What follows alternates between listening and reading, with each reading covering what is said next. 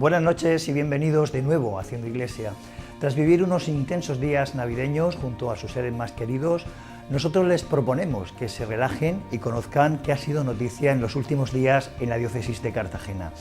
Recién finalizada la Navidad, la Iglesia Católica celebra una de sus fiestas más hermosas, el bautismo del Señor, una efemérides que nos brinda la oportunidad de ir como peregrinos en espíritu a las orillas del Jordán para participar en un acontecimiento misterioso, el bautismo de Jesús por parte de Juan Bautista. Con los deseos de que los magos de Oriente les hayan traído muchas sorpresas, nosotros les tenemos previstas algunas otras para que puedan disfrutar de este programa. Pero antes, como siempre, conocemos nuestro sumario. Hoy en Haciendo Iglesia les contaremos el significado que tiene el agua en la Iglesia Católica y por qué es utilizado como principal elemento en el sacramento del bautismo.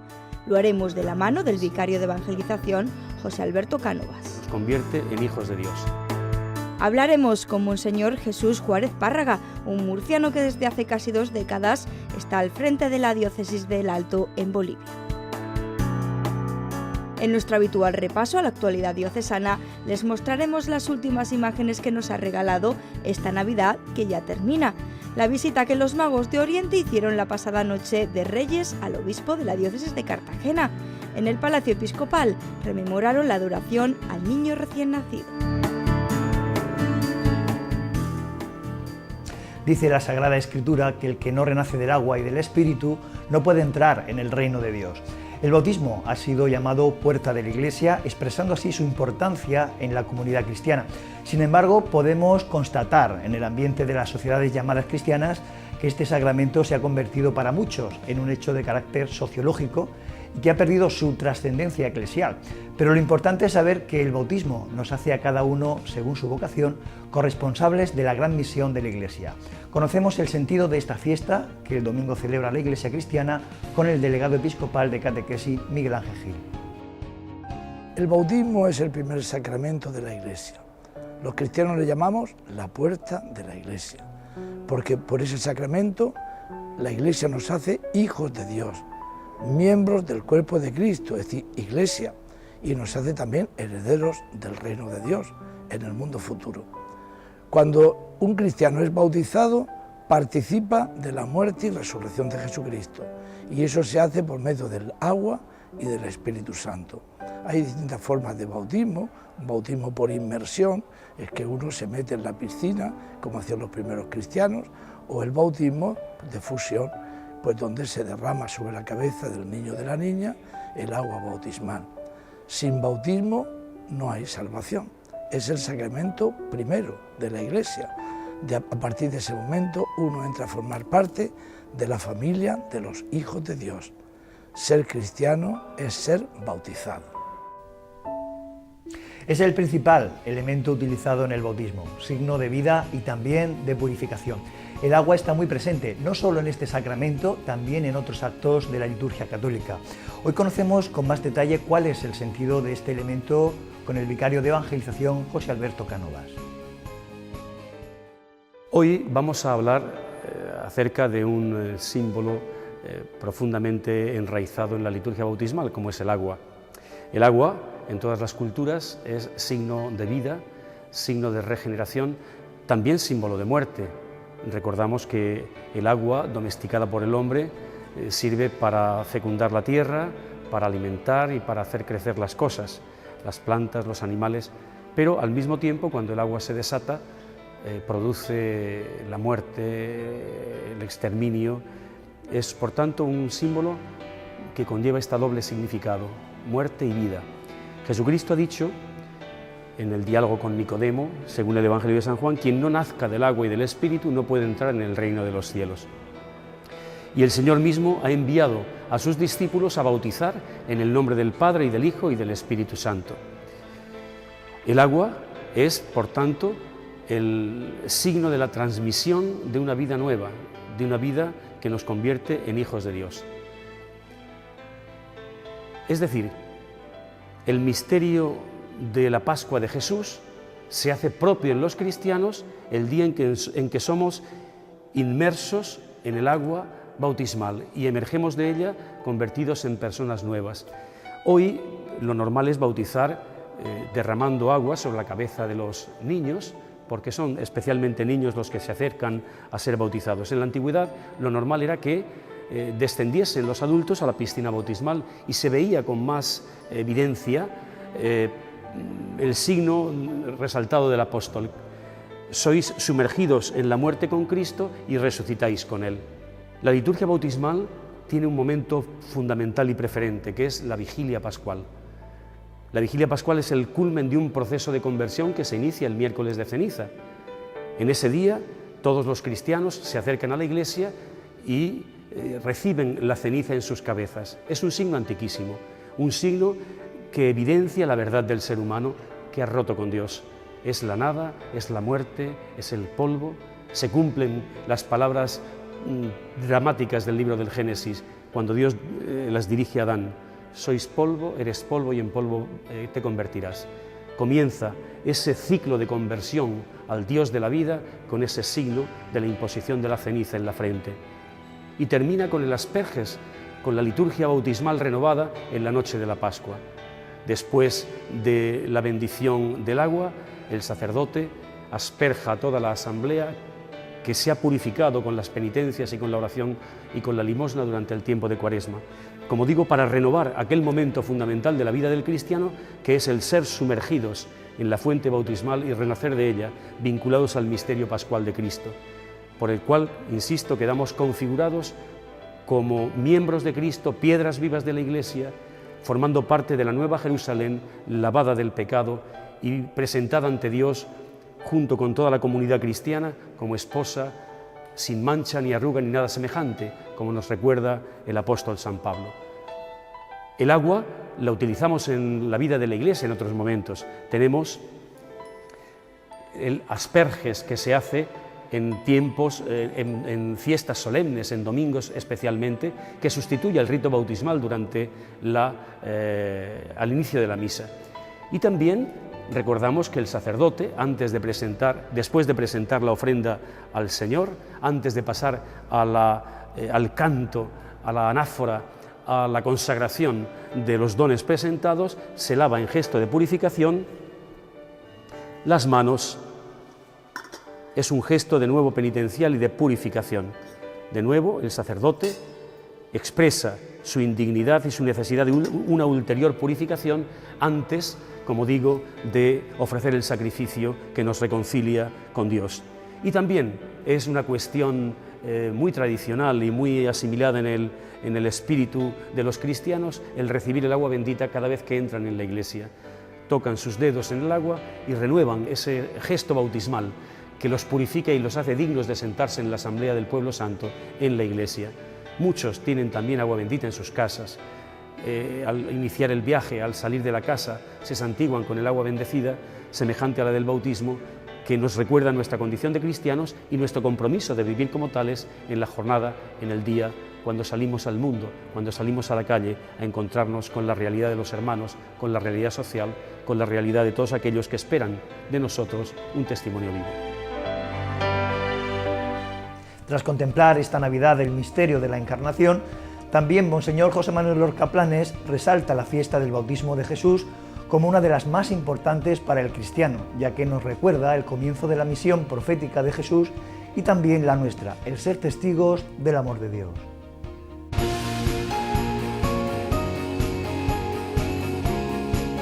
Hola amigos, en la fiesta del bautismo vemos cómo Juan el Bautista anuncia el reino de Dios, anuncia la presencia de Dios en nuestras vidas y cómo muchísima gente ante la predicación de Juan se ponía delante de él porque sus palabras le seducían especialmente, le acercaban al misterio de la presencia de Dios en sus vidas. Pero el bautismo que realizaba Juan en su predicación era un bautismo de agua, solo de agua, una intención de querer cambiar. ¿Cómo es posible que en este día veamos también a Jesús, en esta circunstancia, delante de Juan el Bautista? ¿Cómo vemos a Jesús que no tenía pecado, que no hay pecado en su vida, en la cola de los pecadores? Naturalmente que hay una explicación. El Señor, en primer lugar, ha aceptado hacerse hombre en todas las condiciones de cualquier hombre, como cualquier otro hombre, y no le ha importado ponerse en la cola, pero no porque tuviera necesidad de pedir perdón de sus pecados, sino más bien como garante de los pecados nuestros presentados al Padre. Él es el que asumía nuestros pecados, los cargaba sobre sus hombros y los ha presentado al Padre. En definitiva, Jesús es el que ha cargado con nuestras miserias, con nuestros pecados, para que, dando Él la cara por nosotros, podamos mirar cara a Dios y podamos decirle, Padre. Jesús va a inaugurar el tiempo de la predicación, con el bautismo que quita el pecado del mundo, y con el Espíritu Santo y fuego, como dice la palabra de Dios, no solo con agua, que es como bautizará Jesús, sino con Espíritu Santo y fuego. La fuerza de Dios es la que nos va a hacer hijos suyos. La fuerza de Dios es la que va a perdonar nuestros pecados. Y Jesús lo puede hacer. Por esto podemos ver cumplidas las palabras de Isaías. Consolad, consolad a mi pueblo, gritadle que ha cumplido su condena y que está perdonada su culpa. Súbete a un monte elevado, mensajero de Sión, alza la voz con brío, sin miedo, y di, aquí está el Señor. Dios nos va a ofrecer la salvación a todos los hombres, y nos dirá San Pablo, así que hemos de caminar con confianza, puesto que nuestros ojos están puestos en nuestro Salvador. Vivamos con moderación, con justicia y con religiosidad. Feliz bautismo del Señor.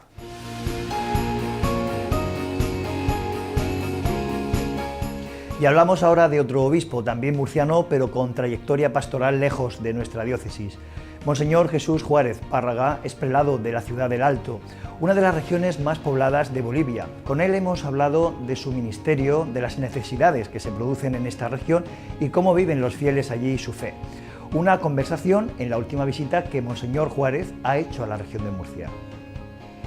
Bueno, yo me siento muy bien porque hasta hace poco yo tenía la primogenitura.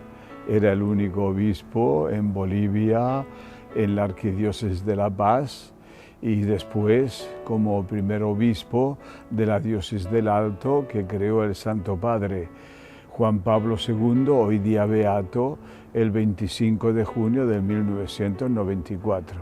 Y me siento súper feliz, porque ser obispo es estar con la gente, ser pastor, conocer sus problemas, caminar juntos y entendernos.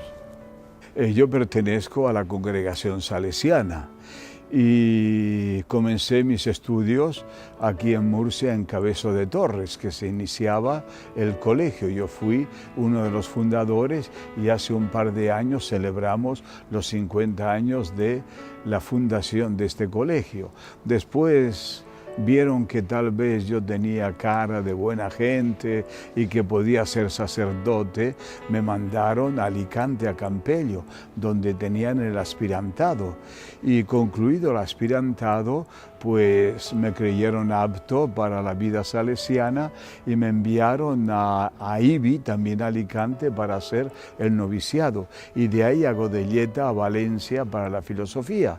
Y yo era presidente del grupo que teníamos de misiones. Y yo animaba todo el tema misionero dentro del seminario en Godelleta. Y de repente llegó una solicitud del provincial, el padre Tomás Barao, que todavía me acuerdo del nombre, y dijo: la provincia salesiana de Bolivia quiere ser autónoma y separarse de Perú. Y empezamos la autonomía, un tema ahora también muy discutido aquí en España, ¿no? Y necesitaban hermanos salesianos para completar el número a fin de tener el permiso de esta nueva creación. Y yo pues me anoté pensando que sería uno de tantos. Y el Señor quiso que se cumplieran en mí las palabras de nuestro padre en la fe, Abraham. Deja tu tierra y vete. Y es una ciudad sobre todo una ciudad periférica de la sede de gobierno, que es La Paz, y en este sentido pues es una ciudad donde ha crecido muchísimo por la migración de campo-ciudad, y es una ciudad que tiene dos características fundamentales. Es una ciudad pobre y una ciudad joven, y últimamente se ha convertido también en una ciudad que tiene un gran protagonismo social en la vida del país. Yo he visto un gran crecimiento y un gran progreso. En primer lugar, en el número de habitantes. El Alto se ha constituido en la segunda ciudad de Bolivia más poblada, después de la ciudad de Santa Cruz, que es una ciudad pujante económicamente y acoge a muchos migrantes de todos los departamentos de Bolivia. He visto progresos en la educación, en la salud, en el tráfico vial y también en la autoconciencia que van tomando los salteños, que tienen que ser los gestores de su propia historia.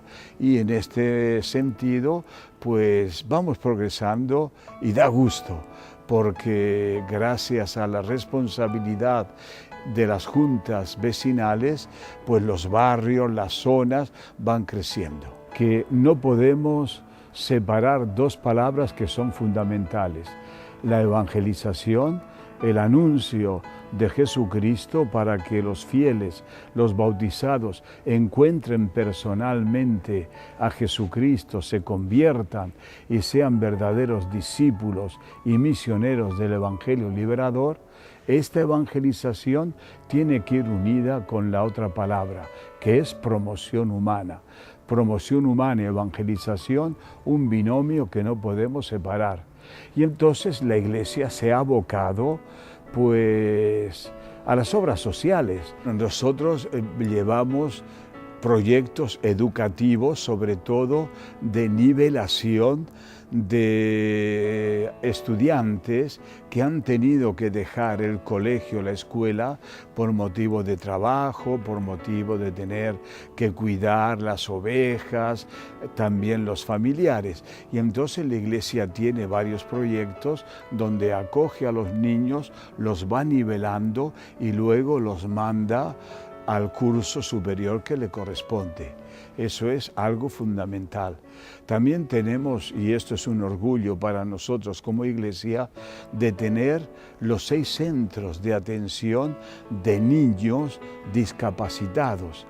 Y es una obra social donde uno manifiesta el amor de Dios, la misericordia de Dios, a pesar del dolor que esta gente está sufriendo.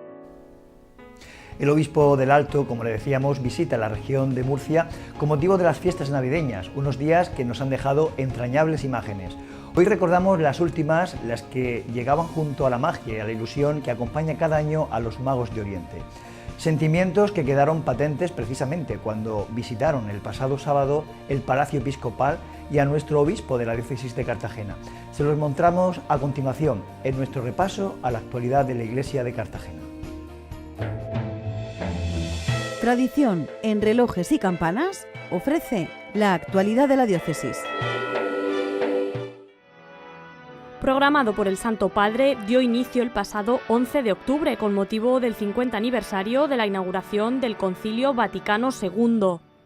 Con el anuncio del Año de la Fe, su santidad, el Papa Benedicto XVI, inauguraba un tiempo de renovación que la diócesis de Cartagena continuará potenciando durante 2013, dando especial importancia a la familia. Seguir potenciándolo, pero naturalmente cuidando especialmente a la familia, porque la familia es donde realmente una persona puede crecer en la fe.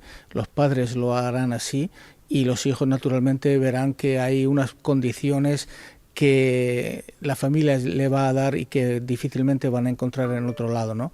Entonces, toda la orientación de nuestra vida será fundamentalmente por ahí y sobre todo en la formación. El que finaliza ha sido un año difícil para muchas familias y, según el obispo de la diócesis, el origen del problema ha estado en muchos casos en la pérdida de confianza en el Señor. Nuestra meta es vivir y conocer cada día más a nuestro Señor. Por lo tanto, la invitación sería cambiar de rumbo y orientarlo a nuestro Señor. Si esto es así, yo aseguro que este año será mucho más dichoso, más alegre y sobre todo nos ayudará a entrar dentro de nosotros en paz y en armonía. Ahora solo hace falta encontrar el camino para vivir este año de fe con plenitud.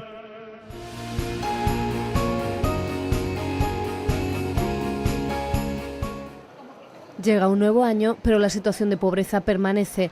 De hecho, según Cáritas, cada vez hay más ciudadanos con importantes carencias económicas, una situación que la institución trata de afrontar con campañas como la que pone en marcha durante la Navidad. En esta época del año llenamos los almacenes y nos da para pasar el mes de enero pues, con cierta holgura. Los problemas vienen a partir de febrero, cuando se acaban los recursos de Navidad y las personas tienen que seguir comiendo igualmente. Pero gracias a Dios yo creo que no nos va a faltar.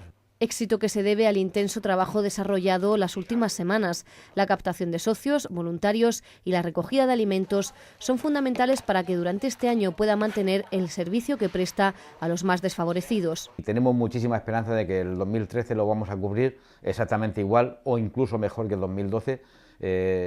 Yo creo que el nivel de servicio lo tenemos casi garantizado durante 2012. Hace falta pues un aporte de generosidad de los murcianos para que esa parte, ¿no?, de los socios y donantes pues se cubra también, y estaremos muy felices de final del 2013 poder decir, igual que este año, pues hemos mantenido nuestros servicios.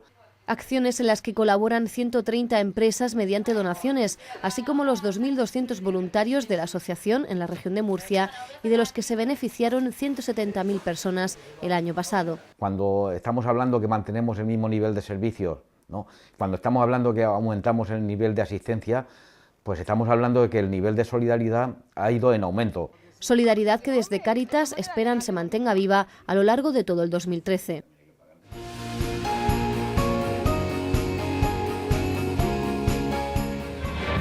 Son los protagonistas indiscutibles. Su ilusión destaca por encima de cualquier haz de luz, disfraz o explosión de colores. Viven la Navidad de una forma diferente a los mayores, sobre todo porque para ellos su cita con los Reyes Magos es especial.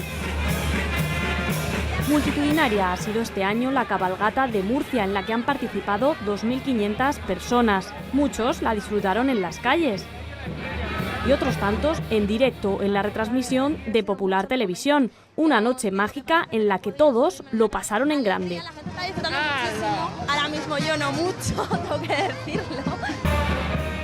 Los Reyes Magos llegaron de Oriente para recorrer las calles del centro de la capital, pero tampoco se olvidaron de visitar el Belén municipal, del que estas Navidades han disfrutado 100.000 ciudadanos.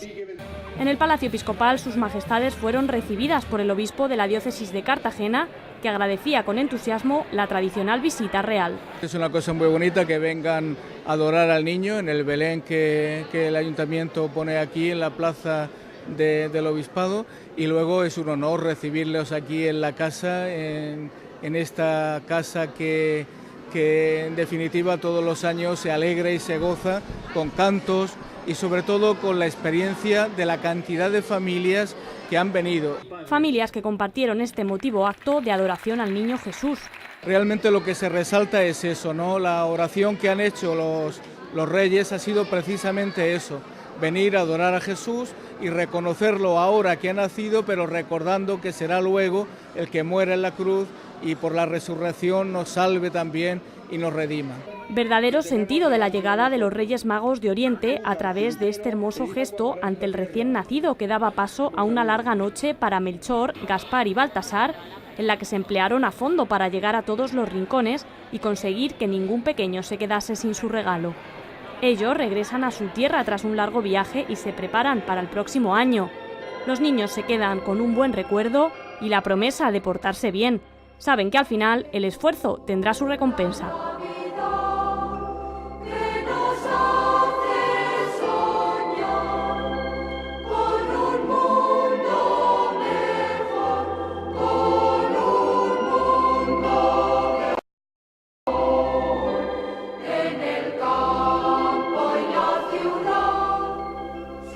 Es una parada obligada si visitamos la ciudad de Roma y el Vaticano.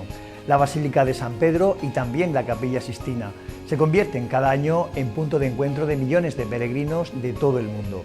Largas colas y esperas para acceder a los lugares más emblemáticos de la capital italiana, que ahora pueden evitarse con tan solo un clic.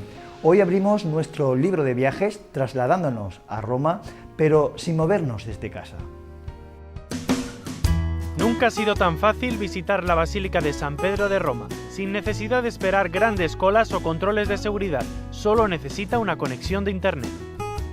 La web del Vaticano ofrece estas 10 impresionantes visitas a 360 grados. Empecemos nuestra visita por la famosa Cátedra de San Pedro, representada en este trono situado en la ábside de la Basílica. Lo corona esta imagen de la paloma blanca que representa al Espíritu Santo rodeado de ángeles dorados. Seguro que nunca antes ha estado tan cerca del altar mayor. Desde aquí mismo, los papas a lo largo de la historia han presidido las más importantes celebraciones litúrgicas. Incluso si elevamos la mirada se aprecian los detalles del baldaquino de San Pedro. Además, podemos ver la longitud de la nave central y comprobar que es el templo católico más grande del mundo. Si nunca han viajado a Roma en Navidad, con esta visita disfrutarán del Belén de la Basílica o podrán ver desde primera fila una de las piezas más vistas, la Piedad de Miguel Ángel. Otro de los encantos es ver la Basílica de San Pedro iluminada por la noche. Si mira hacia la derecha podrá ver la residencia papal. Las dos ventanas iluminadas corresponden al despacho y la habitación del Papa. No puede despedirse de esta visita online sin entrar al rincón más visitado de los museos vaticanos, la Capilla Sixtina. Contemple la bóveda con todo lujo de detalles para seguir paso a paso la historia de la creación, incluido el archiconocido fresco en que Dios dio vida a Adán. Mirando de frente podrán ver la representación de Miguel Ángel del juicio final en el altar frontal y en las paredes laterales episodios de la Biblia, a la derecha sobre la vida de Jesús y a la izquierda de Moisés. Una manera diferente de disfrutar de la capilla donde se celebran los cónclaves para la elección de los papas y de la Basílica de San Pedro sin moverse de casa.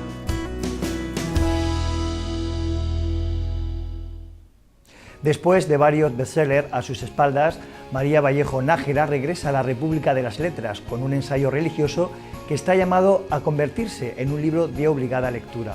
Se trata del libro Cielo e Infierno, Verdades de Dios. En esta ocasión, la autora madrileña se mete de lleno en la fascinante realidad sobrenatural del cielo e infierno. María Vallejo Nájera nos descubre todo lo que el catolicismo explica sobre este asunto. Todo un ensayo lleno de sobrenaturalidad. Es la obra que esta semana la Librería San Pablo nos recomienda. Saludos amigos desde la Librería San Pablo. María Vallejo Nájera, una de las autoras más leídas de nuestro país, y no solo por su estilo literario, siempre fresco, vivo y atrayente, sino por el enorme interés de lo que cuenta, ya tiene nuevo libro en el mercado. Investigadora incansable sobre los misterios espirituales católicos, la pedagoga madrileña ganó popularidad con su ensayo sobre el purgatorio titulado Entre el cielo y la tierra, y ahora nos presenta su 10º trabajo literario y su 2º ensayo, que versa sobre las realidades del cielo y el infierno. Publicado por Libros Libres en Cielo e Infierno, Verdades de Dios, que así se titula el libro, María Vallejo Nájera nos descubre con sorprendente agilidad todo lo que la Iglesia Católica explica al respecto, incluyendo testimonios sobrecogedores de personas que han sobrevivido para relatarnos lo que, según ellas, experimentaron en el más allá. Sin duda un excelente regalo para estos reyes, como también lo será las 2 recientes biografías escritas sobre sacerdotes del Opus Dei que han publicado respectivamente las editoriales Rialp y Palabra. La primera sobre Álvaro del Portillo, el que fuera gran apoyo del fundador de la obra San José María Escrivá, y la segunda sobre José María Hernández Garnica, el encargado de impulsar la labor apostólica del Opus Dei entre las mujeres.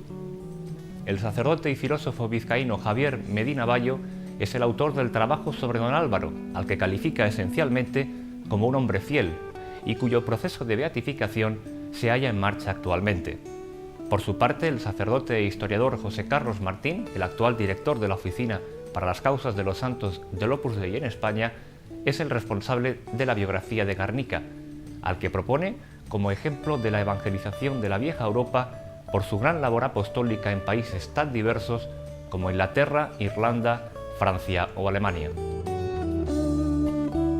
Se nos agota el tiempo por hoy, pero como siempre es momento de que sepan que pueden enviarnos sus eventos. Apunten haciendoiglesia@populartvmurcia.com. Nosotros recibiremos sus notificaciones y las publicaremos en nuestra agenda. Ahora repasaremos los acontecimientos que tendrán lugar la próxima semana en nuestra diócesis. El jueves 10 de enero a las 9 de la noche, vigilia de oración por las vocaciones, la vida religiosa y consagrada. Tendrá lugar en la capilla del Seminario San Fulgencio. El domingo 13 de enero, encuentro de los seminaristas con las familias con motivo de la festividad de San Fulgencio, patrón del seminario. La jornada comenzará con la Santa Misa, presidida por el señor obispo, y después tendrá lugar una comida fraterna. El miércoles 16 de enero, celebración del patrón de la diócesis de Cartagena con una Eucaristía en rito mozárabe. Tendrá lugar en la Catedral de Murcia.